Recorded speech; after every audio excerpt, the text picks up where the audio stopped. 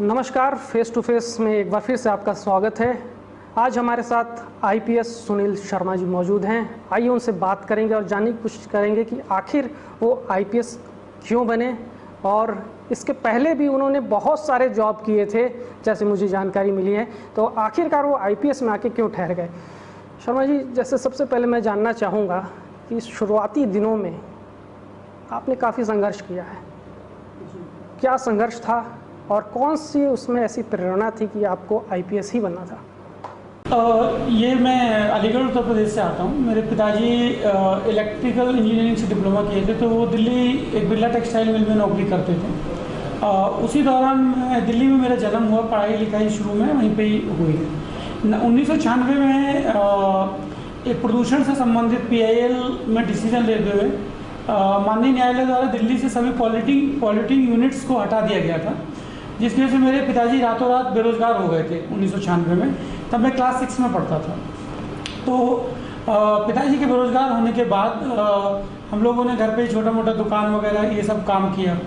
इसके बाद वहीं से स्ट्रगल का फेज स्टार्ट हुआ। जैसे परचून की दुकान भी हम लोग चलाए, फिर सब्जी का भी व्यापार किए, और साथ ही साथ पटाखों का, पतंग, ये सब जो भी सर्वाइवल के लिए इम्पोर्टेंट था ईमानदारी से वो सब कार्य किए। तो वहाँ से ही स्ट्रगल करने की प्रेरणा जो है, छठी 7वीं क्लास से अपने पिताजी को देखा स्ट्रगल करते हुए, अपनी माताजी को देखा। मैं घर में सबसे बड़ा बच्चा था, तो थोड़ा सा उनका भार थोड़ा मेरे कंधों पे भी आ ही जाता है, चाहते ना चाहते हुए भी, क्योंकि आप बड़े हैं घर पे तो आपको माता पिता की हेल्प करनी है।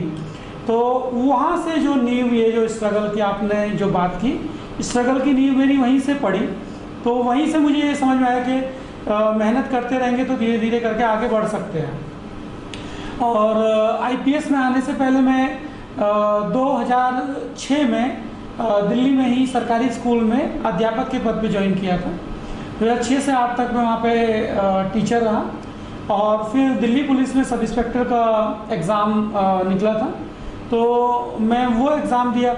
हाँ, वर्दी के प्रति जो लगाव था वो मेरा कहीं ना कहीं बचपन से ही, मैं जो टीवी और सीरियल्स और फिल्में देखता था उसमें मैं पुलिस की वर्दी और खासकर फौज की वर्दी को देख के मेरे को थोड़ा अधिक बहुत अच्छा लगता था। इसीलिए मैंने एनडीए का एग्ज़ाम यूपीएससी जो कंडक्ट करती है, ईयर 2003 में दिया था, जिसमें मेरा सिलेक्शन हुआ था। एसएसबी में फाइनल एसएसबी क्लियर नहीं कर पाया, written exam all India level पे क्लियर कर लिया था। तो कहीं ना कहीं वर्दी का लगाव वहाँ से फिल्मों से आया। मेरे को फिल्मों में देखा कि पुलिस और फौज क्या वर्दी पहने, हर व्यक्ति का एक अलग ही चार्म मुझे महसूस होता था। तो वहीं से कहीं मन में एक था कि भाई वर्दी होना चाहिए। तो सब इंस्पेक्टर का एग्ज़ाम दिया मैं 2008 में, 7 में फॉर्म निकला, 2008 में मैं ज्वाइन कर लिया, वहाँ पे सिलेक्शन हो गया मेरा। और 5 साल में फिर दिल्ली पुलिस में सब इंस्पेक्टर रहा। तो उसी फेज़ में हम लोग अपने सीनियर अधिकारियों को देखते थे, वहाँ पे अपने जो डीसीपी सर रहते थे, जब भी आते थे, किस तरीके से उनका कितना इम्पैक्ट रहता था जिला स्तर की पुलिसिंग पे, और कितने सारे वो चेंजेस, कितने सारे लोगों की वो मदद कर सकते थे। वो चीज़ एक अपने दिल में भी एक इच्छा पैदा हुई कि ये करना चाहिए, ये किया जा सकता है। हालांकि मेरे परिवार में कुछ भी इस तरह सरकारी नौकरी में मैं पहले ही व्यक्ति था, मेरे पिताजी कुछ प्राइवेट नौकरी किए थे, तो इस तरह कोई गाइडेंस तो नहीं था। तो वह मेरे बिहार के एक दोस्त थे, अमित कुमार, खगड़िया बिहार से, वो दिल्ली में तैयारी कर रहे थे। तो ग्रेजुएशन के दौरान उनसे मेरी मित्रता हुई थी। इग्नू की हम क्लासेस लेने जाते थे सैटरडे संडे को, तो वहीं पे उनसे मित्रता हुई। तो उनके घर गया मैं, मुखर्जी नगर, जहाँ तैयारी का हब है। तो उनके रूम पे मैंने देखी बहुत सारी किताबें। तो फिर मैं उनसे पूछा, तो उन्होंने फिर मुझे गाइड किया। मित्र थे, बोले यार सुनील, ये यूपीएससी की तैयारी है, इसमें जो तुम्हारे डिपार्टमेंट में डीसीपी होते हैं और जो डिप्टी कमिश्नर वगैरह जो आईएएस से बनते हैं, वो लोग इसके जरिए चयनित होते हैं। तो वहाँ से कहीं मेरे को एक प्रेरणा प्राप्त हुई। अच्छा, बहुत ही कम उम्र है आपकी, शिक्षक थे, सब इंस्पेक्टर थे, अब आईपीएस, तो पूरे सफ़र को आप कैसे देखते हैं? अब इसमें एक मैं बताना बता नहीं पाया। पुलिस के बाद में 5 साल कस्टम में इंस्पेक्टर भी था मुंबई में। तो 5 साल पुलिस में जॉब करके मैं मुंबई में 5 साल और भी जॉब किया। तो 13-14 साल में इससे पूर्व जॉब किया था। उसके बाद अभी 4 साल इधर हूँ। इसको भी एक सफ़र को, मेरा सफ़र बहुत वेरिड रहा। मैं ईश्वर का बहुत शुक्रगुजार हूँ कि उन्होंने मुझे इतने सारे आयाम देखने का मौका दिया। चाहे तो शिक्षक का जो आयाम है, कैसे आप सृजन करते हैं, छोटे बच्चों को कैसे आप फॉर्मेटिव ईयर्स में उनको तैयार करते हैं, उनको अच्छी चीज़ें सिखाते हैं, उनके मोरल बूस्टअप करते हैं, उनकी नींव रखते हैं प्राइमरी लेवल पे। सब इंस्पेक्टर के लेवल पे मुझे ये एक बेनिफिट मिला कि लोग जो लोअर लेवल पुलिसिंग है उसकी क्या दिक्कत होती है, उनमें क्या क्या कमियां हैं जो आ जाती हैं, सामाजिक बुराइयां जो उनके अंदर आ जाती हैं, क्योंकि पुलिस कहीं ना कहीं समाज का ही हिस्सा है।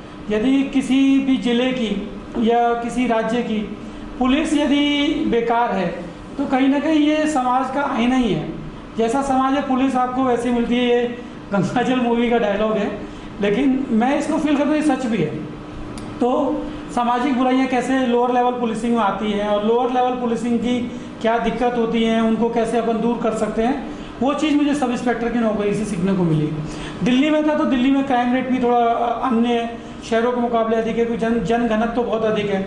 तो वहाँ पे क्राइम को कैसे कंट्रोल करना है, कैसे फाइट करना है और कैसे नई टेक्नोलॉजी का यूज़ करना है, वो चीज़ सीखने को मिली 5 साल में।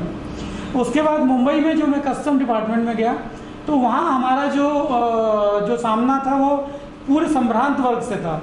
सब इंस्पेक्टर पे बिल्कुल लोअर वर्ग से सामना पड़ता था और कस्टम सेंट्रल एक्साइज में बिल्कुल संभ्रांत वर्ग से, जो जिनकी मासिक जो मतलब वार्षिक जो आय है वो 25 लाख से ऊपर उनकी अर्निंग है, वैसे लोगों से अपना लेना देना 100 करोड़ 200 करोड़ टर्नओवर, 500 करोड़ 1000 करोड़ टर्नओवर वाली कंपनियों से हम लोग डील करते थे। तो वहाँ ये समझ में आया कि जो सफ़ेद पोस्ट जो क्राइम है वो कैसे होते हैं, इकोनॉमिक क्राइम कैसे होते हैं, किस प्रकार लोग कर की चोरी करते हैं, किस प्रकार जो सफ़ेद पोस्ट लोग हैं किस प्रकार वो आर्थिक जो क्राइम है, आर्थिक जो अपराध है उसको किस प्रकार वो अंजाम देते हैं। तो कहीं ना कहीं वहाँ से भी ये अनुभव अपने हाथ लगा। और आईपीएस में अभी मेरे को अधिक समय नहीं हुआ, 3.5-4 साल हुए हैं। तो इस स्तर पर मैं महसूस करता हूँ कि वो स्तर कार्य का स्तर था, ये स्तर मैनेजमेंट का लेवल है। और ये वाली जो प्रोफाइल है ये it is rather than less doing more management. इसमें हम लोग मैनेजमेंट ज़्यादा है कि भाई अपने अंडर का जो स्टाफ है वो कैसे ठीक से काम करे, उनसे अधिक उनकी व्यावसायिक दक्षता को कैसे बढ़ाया जाए, किस प्रकार उनको मोटिवेट रखते हुए बुराइयों से दूर रखा जाए, करप्शन और इन चीज़ों से कैसे उनको दूर रखा जाए, साथ ही साथ किस प्रकार उनके मन में समाज के प्रति सेवा का जो भाव है कैसे उसको डेवलप किया जाए, ये हमें यहाँ पे करने को मौका मिलता है। यही सीख भी रहे हैं, अभी फॉर्मेटिव ईयर्स हैं, 3-4 साल हुए हैं और इसी मैनेजमेंट की स्किल को मैं लगातार इस पर काम कर रहा हूँ। कहीं से भी कुछ भी सीखने को मिल रहा है, पूछ के सीख के धीरे धीरे अपने आप को बिल्ड कर रहा हूँ। आपकी ज़िंदगी का एक पहलू और जो मुझे जानकारी मिली है, आप प्रोबेशनर जब थे उस दौरान आप कुछ बच्चों को शिक्षा के लिए भी बढ़ते अग्रसर कर रहे थे, क्या वो कहाँ से और क्यों कर रहे थे, क्या था? ये कहीं ना कहीं मैं ऐसे बात, मेरी खुद की जो कहानी है वो सेल्फ स्टडी वाली कहानी है, क्योंकि नौकरी करता था, नौकरी के साथ आप कोई कोचिंग वगैरह तो ज्वाइन नहीं कर सकते, क्योंकि फुल टाइम जॉब था मेरा पुलिस का भी और इंस्पेक्टर का भी। तो ऑनलाइन क्लासेस वगैरह मैं लेके ही पढ़ा।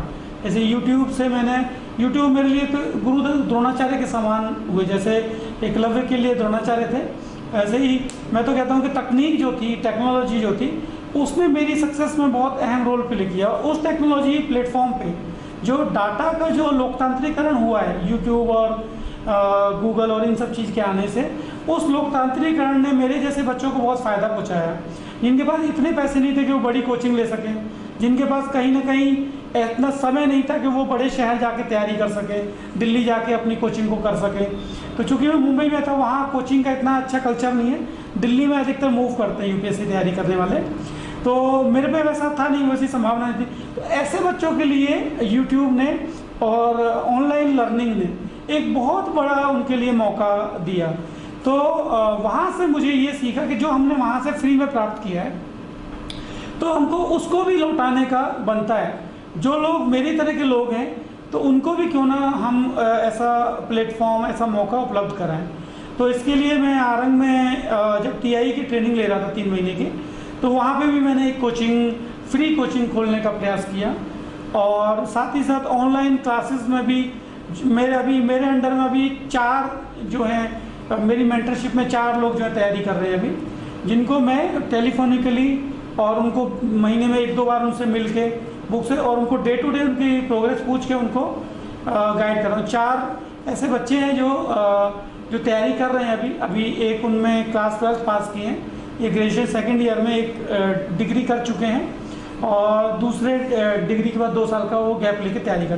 तो 2 लड़कियां और 2 लड़के अभी मेरी मेंटरशिप में अभी भी तैयारी कर रहे हैं, जिनको मैं अपने पर्सनल टाइम से उनको टेलीफोनिकली मेंटरशिप कर रहा हूँ। जी शर्मा जी, एक चीज़ और बताइए, जैसे आप नक्सल क्षेत्र में, सुकमा जैसे घोर नक्सल क्षेत्र में रहकर आए हैं, अब आप सरगुजा में हैं, तो दोनों के परिवेश में या काम करने के ढंग में क्या आपको अलग कुछ चेंजेस दिखता है या?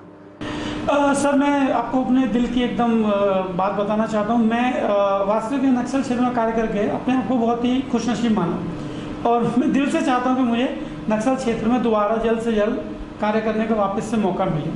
हालांकि चूँकि आप स्थानांतरण जब भी होता है तो कोई ना कुछ उसके पीछे कारण रहता है और उसके पीछे कुछ अच्छा एक चांस दिया जाता है, एक अपॉर्चुनिटी दी जाती है कुछ बेहतर करने की। तो जब मैं सुकमा में एडिशनल एसपी बना के मुझे रायपुर से भेजा गया था, तो मेरा वहाँ 9 साढ़े 9 महीने का कार्यकाल रहा पूरा। उस समय पे हम लोग मिनपा घटना घट चुकी थी उससे 1-1.5 महीने पहले।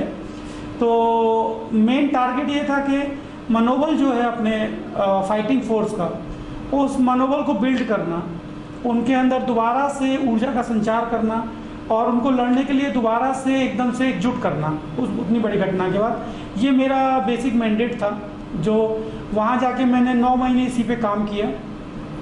और खासकर जैसे नक्सली लोग क्या डेली अपना प्रैक्टिस और ट्रेनिंग करते हैं, किस प्रकार वो सुरक्षा बलों को नुकसान पहुँचाएँ। हमारे यहाँ पे ट्रेनिंग का जो सिस्टम है वो कहीं ना कहीं 1 साल का ट्रेनिंग पहले होता है, फिर डे टू डे ट्रेनिंग नहीं रहता है क्योंकि जॉब बहुत टफ रहता है, बहुत बिजी रहते हैं, तो डे टू डे ट्रेनिंग कहीं ना कहीं पीछे छूट जाती है। तो इस चीज़ को मैं वहाँ पे बढ़ावा दिया कि डेली 1 घंटा आप लोग फिजिकल एक्टिविटी और फिजिकल ट्रेनिंग, व्यू रचना, किस तरीके से नक्सल यदि आपको फंसा ले तो कैसे आप उसको तोड़ के चक्रव्यूह को निकलें और कैसे उनको रिप्लाई दें। मतलब अल्टीमेटली हम कितना भी हाइपर स्ट्रक्चर बना ले, ये बात अंत में जाके यहीं पे रुकेगी कि जब आमना सामना होगा तब हमारी फोर्स कैसा जवाब देती है। उसी आमने सामने के लिए मैंने उनको तैयार करने पे 9 महीने कार्य किया कि डेली आप व्यू रचना करिए, कमांडर्स को बोला उनको डेली मोटिवेट करिए और उनको बनाइए कि एम्बुश का ग्राउंड पे बनाइए और लड़कों को एंट्री कराइए और उनको बताइए कि अचानक यहाँ से गोली चलेगी तो क्या करना है। इस तरीके डे टू डे ट्रेनिंग में 1 घंटे का इन्वॉल्वमेंट किया। साथ ही साथ नक्सल क्षेत्र में संचार की बहुत बड़ी समस्या है, चाहे तो वो सड़क का संचार हो, चाहे वो विद्युत की अवेलेबिलिटी इलेक्ट्रिफिकेशन हो, चाहे तो वो टेलीफोनी की जो अनुपलब्धता हो। तो तीनों पे ही मैं अपने सभी सीनियर से और जो अपने माननीय जो राजनीतिक अपने जो भी वहाँ से जो भी प्रतिनिधि हैं सबसे लगातार संपर्क बना के रखा। तो सड़क निर्माण में भी हम लोगों ने पूरा कंप्लीट सपोर्ट दिया फोर्सेस की सहायता से और नेटवर्क की कवरेज के लिए पूर्ण रूप से सबसे मिलजुल के कार्य किए, जिससे नेटवर्क बढ़ रहा बहुत तेज़ी से। और तीसरा जो इलेक्ट्रिफिकेशन के लिए भी जितने प्रपोजल्स वगैरह अपने कलेक्टर साहब से मिलके जो क्रिटिकल गांव थे, जो पुलिसिंग के एंगल से इम्पोर्टेंट गांव थे, इलेक्ट्रिफिकेशन के लिए कलेक्टर साहब से और अपने राजनीतिक जनप्रतिनिधियों से जाके बार बार उनसे रिक्वेस्ट किए। तो 3 महीने में 9 महीने में बहुत अच्छा इसमें फ़र्क आया।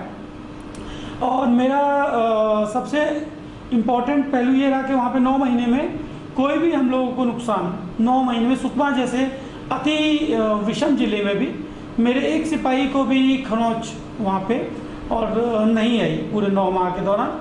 और इस पूरे 9 माह के दौरान हमने 9 नक्सल लोगों का एनकाउंटर किए। टोटल 9 हमें उन्मुठभेड़ में सक्सेस भी प्राप्त हुआ और लगभग 110 के करीब जो उनके नक्सल सहयोगी थे, जो नक्सली का जो अपर नेटवर्क था, उनको भी हम लोगों ने जेल का रास्ता 9 महीने में दिखाया। तो इस तरीके से ये मैं 9 महीने का मेरा कार्यकाल था। यहाँ पे आके एकदम चैलेंजेस डिफरेंट हैं। जी, वही मैं जानना चाह रहा था कि बेसिक डिफरेंस क्या है नक्सल क्षेत्र में और एक प्लेन बेल्ट में, क्या फेस करते हैं आप? यहाँ पे जो मुख्य अंतर मुझे लगता है, यहाँ पे पुलिसिंग जो है, पुलिसिंग एक सिंगल फोकस एजेंडा नहीं है। नक्सल क्षेत्र की पुलिसिंग डेवलपमेंट प्लस पुलिसिंग है, डेवलपमेंटल पार्ट भी आपको लेना पड़ता है, रोड बनवाना, बिजली का कार्य, नेटवर्क का कार्य, फिर अस्पताल के लिए सुरक्षा देना, स्कूल बनवाने में सुरक्षा देना। डेवलपमेंटल एक्टिविटी पुलिस की वहाँ पे बहुत इंपॉर्टेंट हो जाती है। बिना पुलिस के वहाँ पे विकास थोड़ा संभव नहीं है, क्योंकि कैंप लगेगा तभी रोड बनेगा, तभी अस्पताल और बाकी सब चीज़ें आएंगी। तो वहाँ पुलिस का रोल बहुत ज़्यादा डेवलपमेंटल है। यहाँ पे डेवलपमेंटल पार्ट नहीं है, यहाँ पे जो क्राइम है उसकी वैरायटी बहुत अलग अलग है। जैसे वहाँ एक सिंगल टाइप का क्राइम है और क्राइम रेट अन्य प्रकार का नक्सल अपराध के अलावा बहुत कम है, ना के बराबर।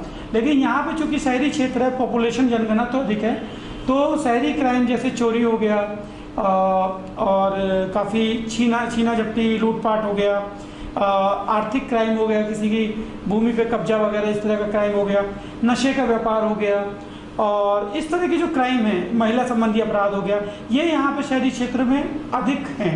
तो यहाँ पे चैलेंजेस जो है मल्टी फेसेटेड है, यहाँ पे चैलेंज की वैरायटी बढ़ी हुई है। जी, जैसे 9 महीने आप वहाँ रहे लगभग, इस दौरान काफ़ी आपने वहाँ रिसर्च भी किया होगा, बहुत सारी चीज़ें देखी भी होंगी। तो सबसे अहम आपको क्या लगता है कि अगर हम या सरकार ऐसा कर दे तो नक्सल समस्या से निपटा जा सकता है?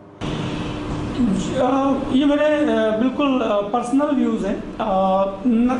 मेरा जो व्यू है, हालांकि मेरा अनुभव काफ़ी सीमित है, लेकिन जो जितना स्टडी मैंने किया उसके हिसाब से, यदि हम सड़क का निर्माण कर लेते हैं, कैंप लगा देते हैं 4-4, 5-5 किलोमीटर की दूरी पे, जो अभी वर्तमान में चल रहा है, तो स्टेट हाईवे 5 की कनेक्टिविटी स्टार्ट हो जाए, जगरगुंडा रोड को दंतेवाड़ा से कनेक्टिविटी हो जाए, रोड निर्माण और बिजली यदि गांव तक पहुंचा दें, मतलब विकास का जो सरकार का भी ध्येय है, विकास और विश्वास।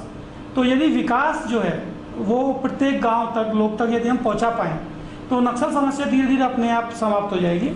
इसका सुरक्षा एक पहलू है। ये नक्सल कोई सुरक्षा की समस्या नहीं है, नक्सल विकास की समस्या है। ये सुरक्षा संबंधित समस्या नहीं, ना तो इसको सुरक्षा की वजह से इसका जन्म हुआ और ना ही केवल सुरक्षा की वजह से, केवल सिक्योरिटी फोर्सेस से इसका अंत भी नहीं है। इसके अंत के लिए विकास और साथ ही सुरक्षित वातावरण दोनों को एक साथ काम करना पड़ेगा। यदि हम रोड के नेटवर्क को कंप्लीट कर लेते हैं, प्लस कैंप्स का जो हमारा जो नेटवर्क है वो कंप्लीट हो जाता है, तो मेरा मानना है कि नक्सल समस्या को हम अगले 4 से 5 साल के अंदर बड़े आराम से अपने सुकमा, बीजापुर, दंतेवाड़ा तीनों क्षेत्र से दूर कर देंगे। सिर्फ हमको रोड कनेक्टिविटी को बहुत फास्ट करना होगा और साथ में जो कैंप्स हैं, हमारी जो सीआरपीएफ सुरक्षा के जो कैंप्स हैं, उनके जो नेटवर्क है उसको जहाँ जहाँ गैप है उसको पूरा करना पड़ेगा। जी, एक और बड़ा सवाल उठता है कि जब भी कोई बड़ी घटना हुई है बस्तर में कहीं पर भी, तो सीआरपीएफ बड़ा सॉफ्ट टारगेट रहता है, ऐसा क्यों होता है? इस बात से मैं पूर्ण तरीके से एक मत नहीं हो पाऊंगा। दरअसल उनकी सीआरपीएफ की कैजुअलिटी थोड़ी अधिक हुई है, मतलब शहीद वहाँ से अधिक हुए हैं। उसके पीछे कारण ये है कि उनकी संख्या भी अधिक है। अब जो फोर्स अधिक रहेगी किसी भी ज़िले में, उसकी कैजुअलिटी होने की संभावना, उतनी प्रोबेबिलिटी बढ़ जाती है। सिंपल गणित है ये, क्योंकि सीआरपीएफ एक बहुत ही प्रोफेशनल फोर्स है और बहुत ही वेल ट्रेंड और प्रोफेशनल फोर्स है। बहुत मेहनत से और लगन से पूरे देश में अपना योगदान कर रही है। सुकमा के अपने बस्तर क्षेत्र में भी सीआरपीएफ का जो योगदान है वो बहुत ही इम्पोर्टेंट है। उन्होंने अलग अलग कैंप्स में डोमिनेशन, जो एरिया डोमिनेशन का जो पार्ट है वो अच्छे से निभा रहे हैं। हालांकि चूँकि आप जान रहे हैं, क्योंकि सुकमा और बीजापुर दोनों ही बहुत ही अति विषम क्षेत्र हैं, वहाँ तक रोड की कनेक्टिविटी का इशू है। फिर साथ ही साथ नक्सलियों ने जो अंदर के ग्रामीण जो है वहाँ पे, उनको इतना बंधक बनाया हुआ है कि मजबूरी में वो ग्रामीण जो है अंदर के जो गांव हैं, बेहद जो अंदर है सघन गांव हैं, वो कहीं ना कहीं उनके लिए ईयर एंड आई का भी काम उनको मजबूरी में करना पड़ता है, जिससे हमारा जो सूचना तंत्र है, उनका सूचना तंत्र अंदर के क्षेत्र में ग्रामीणों की सहायता थोड़ा अच्छा हो जाता है, जिसकी वजह से कहीं ना कहीं सीआरपीएफ और हमारी पुलिस फोर्सेस कई बार डिसएडवांटेज पे आ जाती है। क्योंकि नक्सली का कोई कानून तो है नहीं, वो उनको कानून को तो मानना नहीं है। वो डिक्लेयर कर देंगे कि भाई ये गांव वाला, यदि कोई भी गांव वाला पुलिस का सहयोगी नहीं है चाहे है, वो एग्जाम्पल देने के लिए, लोगों को डराए भय बनाने के लिए, पहला पहलू अपने परिवार से दूरी का, कई जो खासकर जो सीआरपीएफ में जो करते हैं वो तो ये कि उनका पोस्टिंग दुर्गम स्थल पे है और परिवार वहाँ रख नहीं सकते हैं, परिवार उनका बहुत दूर उनसे रहता है, तो इससे उनको ओवर द पीरियड मानसिक अवसाद की स्थिति पैदा हो जाती है। और हमारे जिला बल में यदि देखेंगे आत्महत्या का दर तो वो नॉर्मली कम है, मैं कंपेयर कर रहा हूँ डाटा आंकड़ों के हिसाब से, जिला बल में कम है। सीएएफ में आत्महत्या की दर अधिक है। उसके पीछे भी कारण यही है क्योंकि जिला बल में क्या है, उसी जिले के स्थानीय सिपाही हैं, उसी जिले के स्थानीय हवलदार भर्ती हुए हैं, तो उनका क्या है, उनका परिवार कहीं ना कहीं उसी जिले में निवासरत रहता है, तो उनका आना जाना अपने परिवार से, मान लीजिए अंदर के कैंप में तो 10-15 दिन में एटलीस्ट वो अपने परिवार से मिल लेते हैं। लेकिन जो सीएएफ के अपने जवान हैं उनका ये चीज़ नहीं संभव हो पाता है क्योंकि उनकी पोस्टिंग दुर्गम स्थल पे है और उनके परिवार कहीं ना कहीं जहाँ अन्य किसी ज़िले में रहते हैं, तो अपने परिवार तक नहीं मिल पाना, एक परिवार से जो दूरी है और काम की जो कठिनाई है, क्योंकि नक्सल समस्या से रात दिन वो एक भय और एक काम का प्रभाव तो रहता पड़ता है बॉडी पे, तो उसकी वजह से कहीं ना कहीं उनके मन में अवसाद आता है। उस अवसाद से उनको कई बार वो आत्महत्या वाली जो चीज़ है सुनाते। इसके लिए हम लोग उनके लिए स्पोर्ट्स और गेम्स की जो इक्विपमेंट्स थे, हमारे माननीय डीजीपी महोदय पीछे जैसे ही लगभग 1.5 साल पहले उन्होंने अभियान चलाया था, उन्होंने शराब के कंजप्शन को लेके भी अभियान चलाया कि भाई जवानों में शराब, क्योंकि कई बार आत्महत्या शराब के नशे में होती है कि जवान शराब पी लिया और फिर उसने किसी अवसाद में था तो कुछ गलत कदम उठा लिया, तो उसके लिए भी हमारे माननीय डीजीपी महोदय ने एक अभियान चलाया था कि भाई अपने शराब की जो आदी हो गए उनको कैसे अपन दूर किया जाए। और दूसरा उन्होंने एक ये इसके लिए अभियान चलाया था, उसमें उन्होंने प्रत्येक थाने में एक योगा और कल्चरल प्रोग्राम इस तरह का स्पंदन करके कार्यक्रम हमारे माननीय डीजीपी महोदय चलाए थे और उसका बहुत प्रभाव देखने में आया है। और जिला स्तर पर सब तरफ भी हमारे फोर्सेस में आत्महत्या की दर उतनी अधिक अब नहीं है, मतलब धीरे धीरे चीज़ें जो हैं ठीक हो रही हैं। जी अभी कुछ दिन पहले जैसे माना अगर हम पुलिसिंग की बात करें या पुलिस डिपार्टमेंट की, तो मुझे लगता है सबसे ज़्यादा डिसिप्लिन पुलिस में जी हाल ही में 2 घटनाएं जो मेरे नज़र में पड़ती है, तो यही अंबिकापुर का ही था जिसमें टीआई ने शायद एडिशनल एसपी पे ही कुछ आरोप लगाए थे। दूसरा जांजगीर जिले में भी एक टीआई से एक सिपाही मारपीट किया था, तो इन सब के पीछे क्या रीज़न लगता है और इसको कैसे ठीक किया जा सकता है? ये हम अभी पोस्ट मॉडर्न युग में जी रहे हैं, इसमें क्या सच क्या गलत ये व्यक्ति पे डिपेंड करता है। इस युग का वृहद प्रभाव है, लोग अब सवाल करते हैं, पहले चाहे कोई किसी भी पद पे हो वो सवाल करने के आदी लोग हो रहे हैं, वो हर व्यवस्था पे सवाल उठाते हैं, हर चीज़ प्रश्न चिन्ह। आप देख रहे हैं सोशल मीडिया भी आया है जब से, तब से ये भी डाटा डेमोक्रेटाइजेशन हुआ है, एक लोकतांत्रिकरण हुआ, इसमें हर व्यक्ति जो है छोटे छोटे सवाल उठा सकता है। हाँ, मेरा मानना ये है कि यदि सवाल उठ रहे हैं तो गलत नहीं है, मतलब मैं तो कहता हूँ ये एक सही ट्रेंड है। यदि मान लीजिए कोई कांस्टेबल भी है, यदि वो सवाल उठा ले रहा है, सही है, सही है, क्योंकि मान लीजिए वो भी कोई गलत चीज़ को सामने ला रहा है। हाँ, बात यदि ये है कि वो गलत है और वो झूठे इल्ज़ाम लगा रहा है और वो अपने फ़ायदे के लिए कुछ भी गलत चीज़ को सामने ला रहा है, तो वहाँ हमें उसको रोकने की ज़रूरत है। उसके लिए एक विभागीय चैनल हम लोग एस्टेब्लिश कर रहे हैं, इसमें एकदम क्लियर लाइन ऑफ कम्युनिकेशन है। मैं तो सभी अपने पूरे ज़िले में बोल दिया हूँ यहाँ पे भी, और हमारे सभी वरिष्ठ भी इस चीज़ को बढ़ावा दे रहे हैं कि आपको कोई भी दिक्कत है, आप अपने वरिष्ठ जो चैनल है उसके माध्यम से अपनी दिक्कत को सामने रखिए। आप उस दिक्कत को उसके सामने रखते हैं, उसके निराकरण किया जाएगा। लेकिन यदि आप विभागीय छवि को अपने हितों के लिए, अपने स्वार्थ के लिए उसको धूमिल करते हैं, तो उसके लिए भी अपने पुलिस एक्ट में प्रावधान है। तो जहाँ तक बात जांजगीर के इशू की हुई या चाहे तो अंबिकापुर या कहीं के भी इशू की बात हुई, इसमें कुछ लोग जो ऐसे हैं जो जिनको नेतागिरी का भी थोड़ा चस्का रहता है। कई लोगों को आजकल क्या है, सोशल मीडिया पे अपने आप को दिखाने का बहुत ज़्यादा चस्का रहता है। काम कुछ नहीं करेंगे लेकिन बाद में करेंगे, लेकिन सोशल मीडिया, फेसबुक, ट्विटर वगैरह पे इस तरीके से मतलब अपने अपने हितों के लिए बढ़ावा देते हैं। तो उस चीज़ की वजह से भी कई लोग जो हैं बार बार सोशल मीडिया पे कुछ भी सेंसेशनल चीज़ डालेंगे ताकि उससे उनको लाइक्स मिलें, व्यूज़ मिलें। और ये वैसे कॉमन फिनोमिना है, आप देख रहे हैं, ये सिर्फ पुलिस विभाग में ही नहीं, सभी विभागों में है, ऑल परवेडिंग है। और मैं तो यहाँ नहीं, पूरे विश्व में ही है। अब ग्रेटा थनबर्ग हो गए या किसी तरह के एनवायरमेंटलिस्ट हो गए, तो उनकी सफलता जैसे हुई है, और कई लोग जो यूट्यूब के माध्यम से सेंसेशन बने, टिकटॉक के माध्यम से, तो ये पीढ़ी जो है, ये जो आज के युग की पीढ़ी जो है, ये सोशल मीडिया के माध्यम से अपने आप को प्रचारित करना, अपने आप को आगे बढ़ाना, और ठीक भी है, कहीं ना कहीं उनके अच्छे काम सामने आते हैं, लेकिन ये कि इसका गलत प्रयोग नहीं होना चाहिए। ये टूल है जिसको सही जितना यूज़ किया जाए। जैसे मैं तो खुद टेक्नोलॉजी का खुद बहुत बड़ा वोटरी हूँ, बहुत मैं तो नई नई खोजें कर ले रहे हैं, कई किसान बहुत अच्छी चीज़ें यूट्यूब पे देख के कर ले रहे हैं, और कुछ लोग ऐसे भी हैं कि जो यूट्यूब के माध्यम से ही गलत चीज़ को बढ़ावा भी देते हैं। तो तकनीकी गलत नहीं है, लोग व्यक्ति अपने हितों के लिए उसको यदि गलत प्रयोग करते हैं तो इसको रोके जाने की ज़रूरत है, और इस पर भी हम लोग भी सख्त हैं। यदि कोई सोशल मीडिया को गलत तरीके से यूज़ करता है, चाहे वो हमारे स्टाफ का हो, चाहे वो हमारे क्षेत्र का कोई भी आम नागरिक भी हो, यदि वो गलत मिसयूज़ कर रहा है, उस पर अफवाह फैला रहा है या कुछ कर रहा है, उसके विरुद्ध भी इसमें IT एक्ट के अंतर्गत कानून में प्रावधान है कार्रवाई का। जी चलिए शर्मा जी, बहुत बहुत धन्यवाद आपका।